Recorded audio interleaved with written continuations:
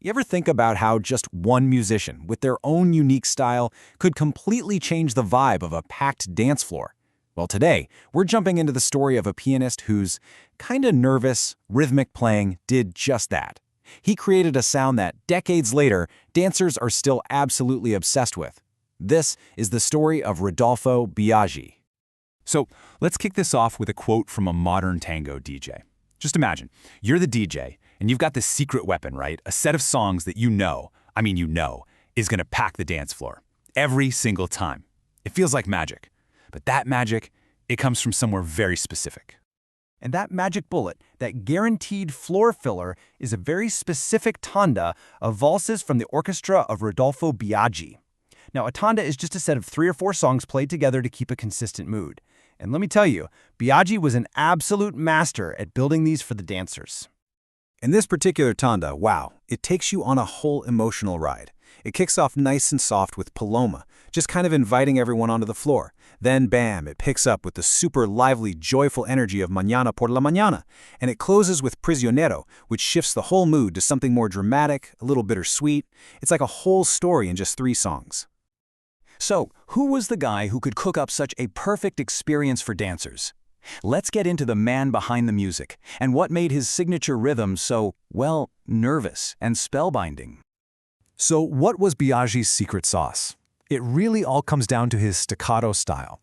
People described his playing as nervous and rhythmic. See, he'd create these sharp, distinct gaps between musical phrases, these little pockets of silence, and then he'd fill them with his piano. It created this driving, syncopated energy that you had to move to it. His skill was so out of this world that he got one of the coolest nicknames in tango history, Manos Brujas, which means spellbinding hands. Funnily enough, the name actually came from a foxtrot he played, but it stuck because it just perfectly captured the mesmerizing effect he had on everyone listening.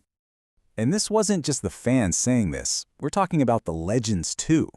Back in 1930, after watching a young Biagi just tear it up on the piano, the one and only Carlos Gardel turned to him and joked, "Kid, how many fingers you got?" His talent was just undeniable, right from the start. But here's the crazy part. Before Biagi was a famous bandleader himself, those spellbinding hands were the secret ingredient for another tango giant. Let's dig into how he basically created the signature style for the king of the beat, Juan D'Arienzo.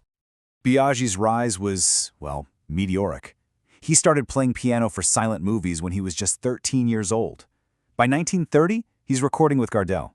But the real game changer was 1935 when he joined Juan D'Arienzo's orchestra. That move literally changed tango history. And just 3 years after that, he was off to start his own band. His impact on D'Arienzo's orchestra was immediate and totally transformative. Before Biagi, the orchestra sounded fine, but it lacked that punch. It was Biagi's sharp, rhythmic, driving piano that created the high-energy, staccato sound that D'Arienzo became famous for. Biagi literally set the template for the king of the beat.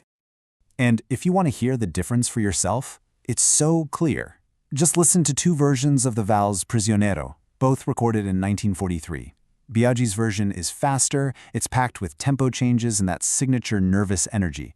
D'Arienzo's version, in comparison, feels almost ironed out. It's smoother, less edgy.